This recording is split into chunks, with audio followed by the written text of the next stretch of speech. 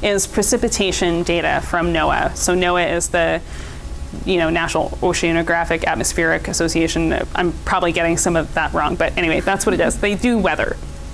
And so this is actually a time series that from my study area for my research. So I just had it, right? So yeah, cool, awesome. So what I've done is I've plotted up the precipitation, and then I've calculated. What I'm trying to do is identify extreme precipitation values on kind of a quasi-seasonal basis, right? And so what I did in order to calculate that was I calculated a moving average of precipitation. So do you guys know what I mean when I say a moving average? Okay. Mm-hmm. So what I did was I calculated the mean precipitation every 90 days in windows that overlapped by, I think, 25%, right? So, and then I calculated also the associated standard deviation with that mean. So I identified, and by the way, I am fully aware that this was not the best way to conceptualize this problem, that when I looked at the results after, I had some thoughts about it, but I left it as is because I think that actually brings up some really good discussion points. I think that sometimes looking at results that aren't perfect or ideal are a really good way to talk through how to solve those kinds of problems, or how you would approach that task differently, or how you would pose the question differently.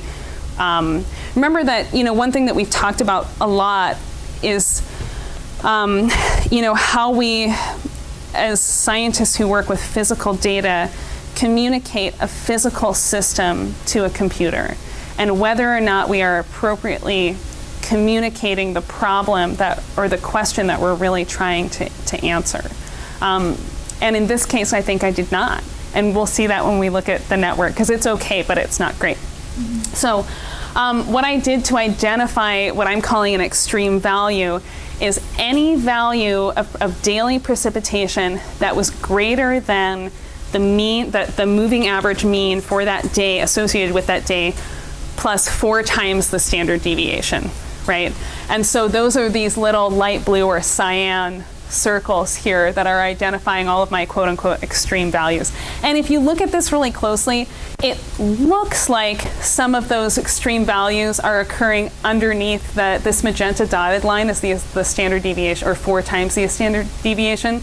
But it's just because of the size of the marker that I probably should have used a different way of doing it, right? So it just looks like it's below it, but trust me, I spent probably like 3 hours making sure that it wasn't, which is an embarrassing amount of time to spend doing something like that. So I'm gonna I'm gonna transition over here for a few minutes so that we can go through some of the code that is posted. And this week I didn't have my stuff together enough to I do like a Jupyter notebook equivalent, and I do a PDF equivalent and all that fancy stuff, and I just didn't do that this time, and maybe I should take it upon myself to do that. Yeah, okay, I'm gonna close my, that's what's been making all these noises as my email was open. Okay, so okay. So this is the actual code that produced that figure over on the left-hand side there, right? Let's scroll up. So I'm just going to go over a couple of pieces of this code that I think are maybe important to talk about, just sort of based on the changes that need to be made, right, between doing a regression task and a classification network. So what I've done is I've read in data from a text file, which I'm pretty sure I put in the GitHub folder, and I'm just reading that into a pandas data frame. It's really common to use a value of -99 or -9999 for missing values. Like a lot of times when you download publicly available data, that's a really common missing data value. And so when I read that in with pandas, I just give it kind of a flag and I say, hey, this is actually a NaN value, or not a number is what a NaN means. And so I replace, when I'm reading it in, I replace all of those negative 9 nines with a nan. And, you know, especially because this is precipitation, we just can't have negative precipitation. It just doesn't happen, right? And so I know just conceptually that has to be, you know, an indicator of a nan value, but I also read the documentation and I know that for sure. So this second block of text, so between lines 34 and 61 in this code, I am, this is where I'm actually calculating the moving average and coming up with the, you know, classification of whether or not a particular data point is associated with an extreme value. And so what I produced with that, so I have, it looks like 11,122 data points in my time series. So that would be days in my time series, right? Because this is daily data. So I have this vector here that I've called extreme underscore binary.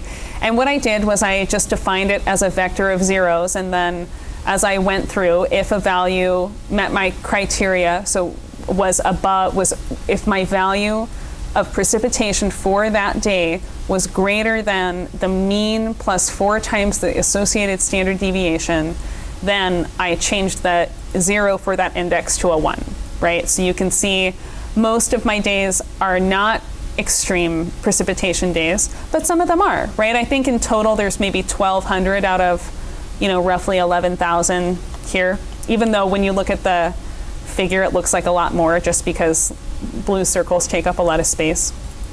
So that's just what's happening in this second block. And then in this third block, so between lines 62 and 95, what I'm doing is the same kind of workflow that we've done before, right? I'm shuffling the samples so that samples that might have some kind of relation to each other are evenly distributed between my testing and my training sets. I'm then partitioning my data into testing and training steps. And then I don't remember, or I don't know if you guys remember, but because the last time we met was quite a while ago.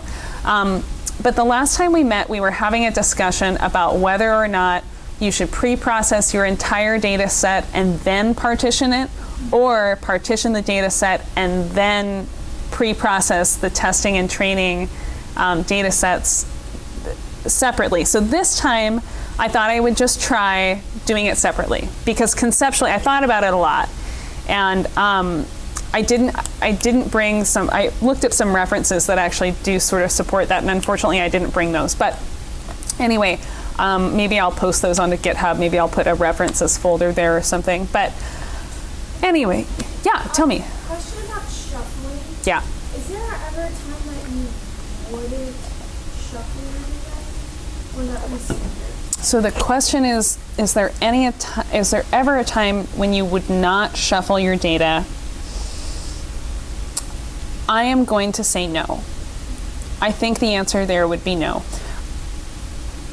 There's probably an exception somewhere, but like in general, like the workflow is to shuffle. The workflow is to always shuffle your samples. Now, I think that you're right. There's probably an exception somewhere where somebody has come up with a really, really good reason in their, you know, question of interest to not shuffle their samples. I cannot think of that one. That doesn't mean that it doesn't exist. But I would say by default, unless you have a really good, really well justified reason, always shuffle your samples. Yeah. Or, you know, a lot of times people will, like for your example that you're working on right now, right? Like people will download sort of pre-written or pre-trained code for to accomplish a very specific task. So if the authors of that code maybe didn't do shuffling, if that's what you're maybe thinking of, then I think what we would have to do is really think about the particular algorithm being applied and whether or not shuffling would be important with respect to that particular algorithm. Because if I'm remembering correctly, you're not using a neural network, you're using a boosted regression tree. And I'm not well educated enough on boosted regression trees to tell you if it would be vital to shuffle your samples in that case or not. Yeah, that was my follow-up. Is it different if you do like a machine learning model versus like a neural network? I mean, I would say probably, right? Like lots of things are different when you're using just strict machine learning models, so statistically based models, as opposed to, a really, I was going to say true data-driven model, but those would be, classified as data-driven models also, but as opposed to a neural network, right, a supervised neural network. I don't know, but that's something that we could think about.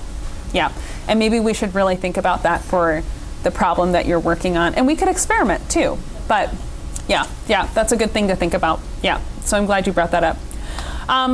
Okay, so anyway, in this case, I did, and when I'm saying, pre-processing or normalizing, I'm applying that, of course, to the X data, or my input data, which would be the precipitation data itself. And then down at the very bottom of this block, so between lines 92 and 95, really just 93 and 94 are where the actual data is happening. What I'm doing is I'm taking those individual vectors, and I'm applying that to categorical function from Keras that I mentioned to you guys to turn that vector into really a binary array. So let's just look at how those would be different. So let's look at, okay, so this would be the binary vector for the training set, and let's pull up the array for the associated categorical data. So I know that these are probably too small to see on the video, but I'll tell you if you're watching the video, zeros are in pink and ones are in purple here. So is this right? Extreme events or not, yeah. And I'm a little, looking at this, am I really looking at test, train? Yeah, I'd already, you know what, let me run this again, because I'm uncomfortable with the way that looks. And maybe that's why, maybe I need to do a little debugging here. I swear when I looked at this before, it looked totally fine, but let's look at it again.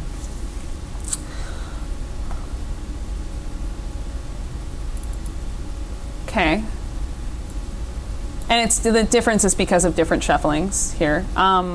So test and, yeah, okay. I don't know why it was different before.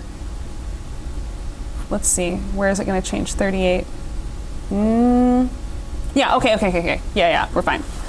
Weird, okay, well, I don't know why it was different before, but now we're okay. So I'm happy with that. Anyway, so what I have here, this is my binary data set over on the left-hand side, and on the right-hand side here, I have the categorical binary features. And so, really what I'm saying here is I've applied a probability of 0 to sample 1 for being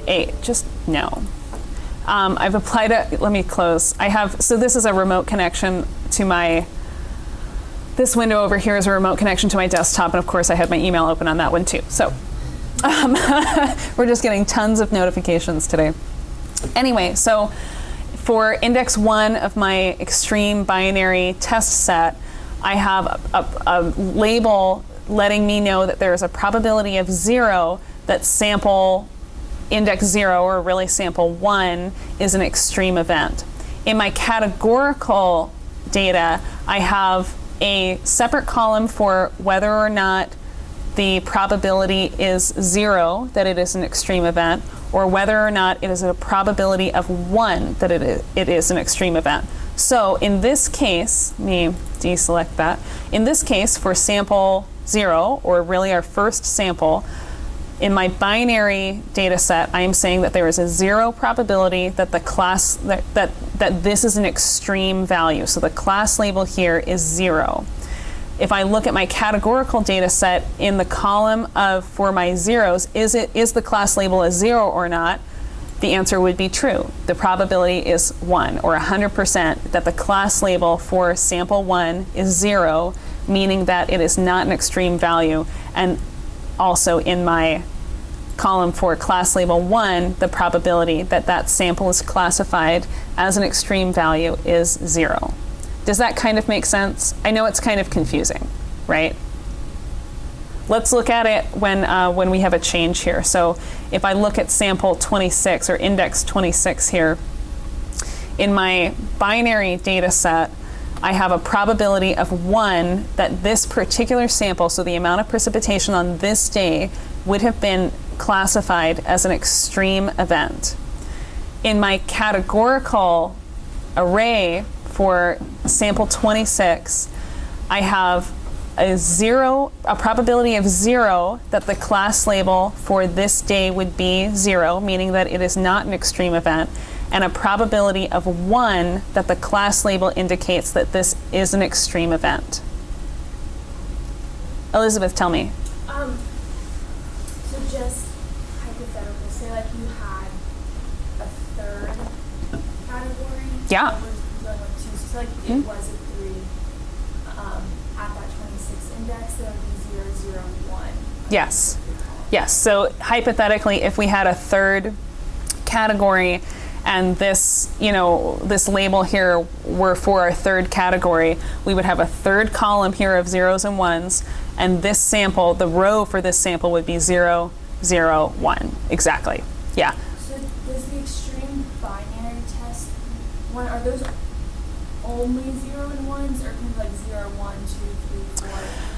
Yeah, these are only 0s and 1s. I think maybe it would have made more sense when I conceptualized this problem if I had said, is this kind of an extreme value or like a really, really extreme value, right? Like extreme, kind of extreme being, is it more than 4 standard deviations over the mean? Maybe really, really extreme, meaning is it like 100 standard deviations over the mean? And then I would have had more classes, right? I could have had class 0, 1, 2, something like that, right? So that's what you would have seen in that Yes. binary test. Yes.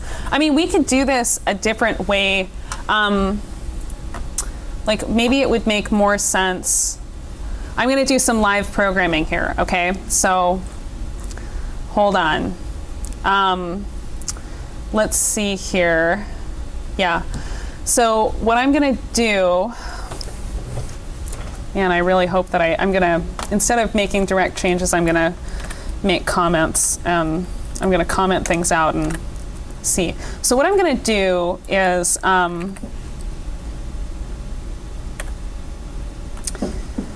yeah, okay, that's fine. Yeah, that's fine. So,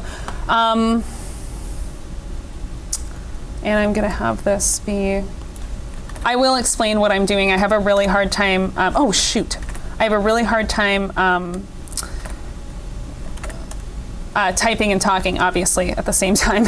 Okay, so what I've done is, what I had before was that I initially created this extreme binary vector using just zeros, right? I just pre-allocated an empty vector. And then what I did was, if a value met my criteria for being classified as extreme, I changed the index to the value 1. So now what I've done instead is, let me run this. Well, I'll just, why didn't I just run the whole thing? So now what I've done is, instead I have, so let's look at this test data. Oh, come on now.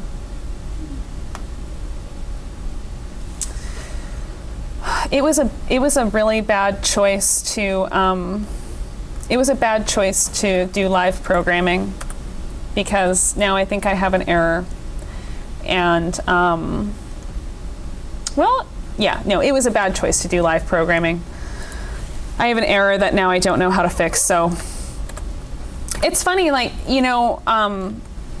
I've done some, live demos are really tricky. So now I've undone what I was trying to do, and I've probably confused you guys in trying to do that. But, whenever you're doing a live demo, you'll end up having some kind of error that would realistically take you about 5 minutes to fix if you don't have an audience, or like 4 hours to fix if you do have an audience, right? Like, things just never work live the way they're supposed to. So anyway, does the categorization kind of make sense to you, Elizabeth? Yeah. And I guess like the question I have, if you built those two that were concerned with, Yeah. And these obviously are going to be a little bit different than the ones we just looked at, because I just redid them. Yeah. so I guess I am uncomfortable with this. What's happening? What did I do? Is it because I did that? No, it's not. Hold on. I'm going to have to debug this, you guys. We have some issues. We have some real issues. I am almost ready to listen to you, Elizabeth. I'm sorry. No, you're good. I am kind of throwing a fit. If that was not There you go. You're okay. I think it's just like storing. It's not. Maybe it's something about the way that I'm clicking on it. I'm really going to have to debug that issue because that's a serious issue. Anyway, so Elizabeth, tell me what you're thinking about. What I'm unsure about is the extreme binary test array. Do those values have to be between like 0 and 1?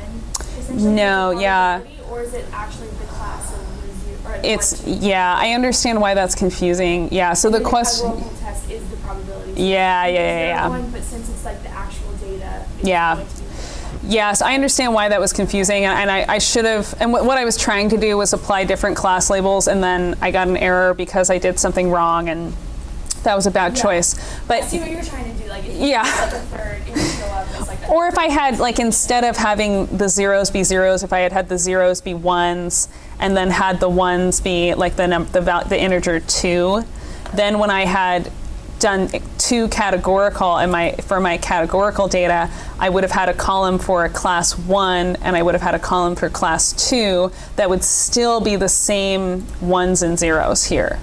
So these, in this case, in the binary vector, these zeros and ones don't necessarily, are not necessarily associated with, I mean, technically, like conceptually, they're still associated with probabilities, but here, these are really just integer class labels. And here they are specifically probabilities associated with integer class labels. Yeah, I should have used something different than ones and zeros, and well, you know, cry me a river, whatever. We all learn from our own mistakes, right? No. Yeah, but that's a really good point. Yeah. So anyway, I think that was really the big change between things that we've done before and things that we're doing now, right? Is that we have done some pre-processing in a sense to our output data, or in this case, our target labels. And let's see here. I mean, in this block, I'm just writing the data to a hierarchical data format or hierarchical data file. That's one of those words I have a really hard time saying, like statistics, like hierarchical. I don't even think I'm saying it correctly.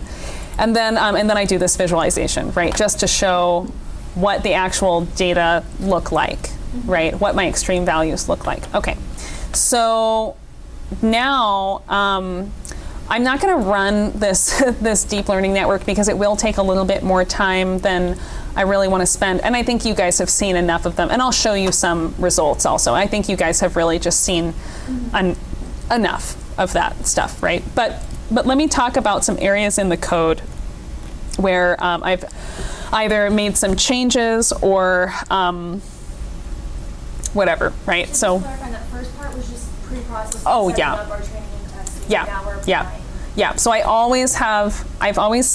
this is what I've developed as my own personal workflow that I think is relatively common is, you know, so this script, by the way, in GitHub for pre-processing is called precip_preprocess.py.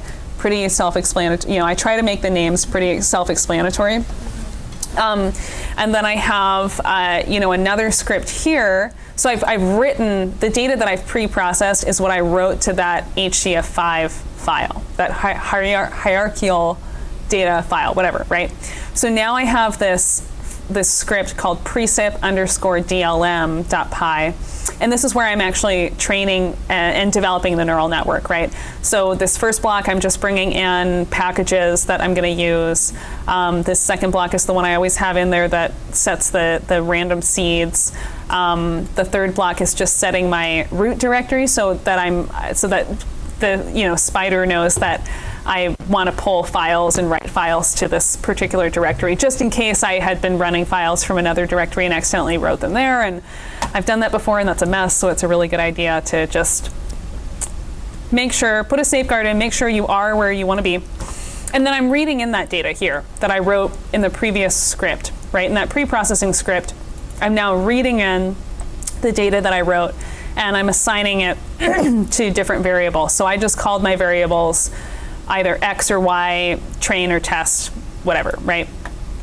So, and then I bring in the labels also, but it doesn't matter. And then, here in this, I don't know which number block we're on now, but I'm between lines 77 and 87. Here what I'm doing is I'm defining a couple of shape variables that I'm going to use in my network, and then also my hyperparameters that I'm going to use. So a couple of things that, I guess one thing that I didn't talk about when, maybe I should have talked about this when we were doing the pre-processing.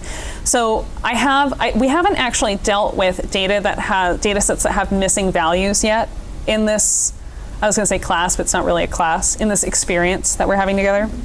So what I did in this pre-processing script, let me see if I can find the actual line or lines that I did. Oh yeah, here we go. So I've defined something called a mask value. I think I have a different variable name in the deep learning script, but I have what's called a mask value, which I've defined as -1. And what I'm going to do, when you run the data through normalizing functions, it actually, anyway, whatever, I explain it in the comments here, but you have to do some funny things with data. Anyway, so what the masking value is it is going to serve as a mask or a flag to indicate to Keras that this is a NaN value or a missing value, right? So anytime that Keras sees the value of -1 in my inputs, it is going to understand that really what we're working with here is a nothing, right? So we don't actually want to learn from a nothing value or a missing value. What I could have done is I could have interpolated over missing values. There are different ways of replacing missing values, and this is kind of like a whole subfield of data science, right? Is how do we deal with missing values? In this case, I'm just leaving them as missing because I have a sufficient number of non-missing values that I think that the overall trend is learnable and interpretable. But whatever, sometimes that's a mistake, and that's fine. It's fine to make mistakes. So here I should have called it the same variable name, but here I've called it a padding value, and that's fine. I should have called it a mask value, but it's a padding value. And then I have a number of other, parameters that are hyperparameters that I've defined, the number of epochs that I want the network to run for, the batch size, so the size, the sort of subset of samples that I'm going to process through the network at one time to conserve memory, the dropout rate, so the percentage of samples that I want to stochastically be ignored or that I want the neural network to randomly forget to avoid learning or to memorizing particular pathways, right, through the network. I'm also defining the number of layers, the number of hidden layers that I want in my multi-layer perceptron, and the number of nodes per layer. So previously, when I set these networks up in the code, what I did was I manually wrote the code for each individual layer. Now I've changed this to be a little bit more elegant so that I actually do it through a for loop. And I'll show you guys that in just a second. So let me show you a couple of different things that we're doing with this code. So same thing, as always, I'm making this input layer. I am applying batch normalization to it. I think I usually do that. And then what I'm doing here is I'm applying a masking layer to my input layer. And this is the way that I am signaling to Keras. And by the way, I'm doing that in line 94, lines 94 through 96 technically, but of the code of precip_DLM. So this is where I am signaling to Keras the mask value is equal to this number, right? This value, which I've defined as the variable padding val. And that's so this, if you're dealing with missing data in your input data set, you always want to apply a masking layer to let Keras know what a missing, which samples are missing so that it doesn't train over those samples. So it just won't use them. Yeah. It just says, no thank you. No thank you masked values, not going to use. There are interesting ways that I've seen people apply that type of mask to actually learn missing values. And I forget how the algorithm worked to do that. I'd have to look it up again. But anyway, there are ways to mask your inputs and then sort of simultaneously predict the missing values, if that makes sense. And I think that would be a different network architecture, which I may talk about later. I have a couple pocket slides for it, but I have a feeling that it's going to be a little too extra, a little too much. Okay. Then what I'm doing here is I am just, hard coding my first hidden layer, right? I'm creating a dense layer, I'm applying batch normalization to it, and then I'm applying dropout to it. Then I have this if statement and a for loop that says if the variable n layer underscore MLP, and that is the variable with which I stored the number of hidden layers that I want to have. So if that value is greater than 1, I've already defined one hidden layer. So if that value is greater than 1, build the rest of them in a for loop is really what I'm saying. So I say for, whatever I'm iterating through index 1 to, probably 24 in this case, and I'm building the next 24 hidden layers in a for loop instead of hard coding them, which not only would be a lot of typing, but it would take up a lot of space, right? Because that would be 24 of them. So I do that in a for loop. So how come the first one you don't, you make the first layer and then the next 24? I mean, why is that? Why not run all 25 or make all 25? Good question. I mean, so the question is, why did I hard code one layer and then make 24 of them in a for loop instead of making all 25 of them in a for loop? I think that just comes down to personal preference, that it's probably just a habit that I've gotten into. And I think it's a habit that I actually built when I learned how to program in MATLAB. I've done a lot of plotting things in a for loop, and when you're plotting things in a for loop in MATLAB, what you have to do is you have to plot the first thing that you want to plot. Then you have to use a keyword called key phrase called hold on so it doesn't overwrite, and then you can plot the rest of them. So I think that's just a convention that I have developed personally as a programmer. I certainly could have built all 25 within this for loop, and that would have been maybe a little bit more elegant because it would have been 3 fewer lines of programming, right? So maybe I'll do it. I don't know. No, it's a great question, and there's no problem with that question. It's a great one. So in line 108 is where I'm writing the final output layer of my neural network. And you can see the only thing I've changed here is I've changed the activation function to a softmax activation function. That's it. Previously in our regression task networks, this was probably ReLU or sigmoid or tanh. Now I've just changed it to softmax, and that's it. No problems. Yeah, tell me. Yeah. So I know there's a lot of options with activation functions, the number of nodes, things like that. Yep. But my understanding is there's not necessarily a method to figure out which one's best. There is a lot of trial and error. Is that true in this case too? Is there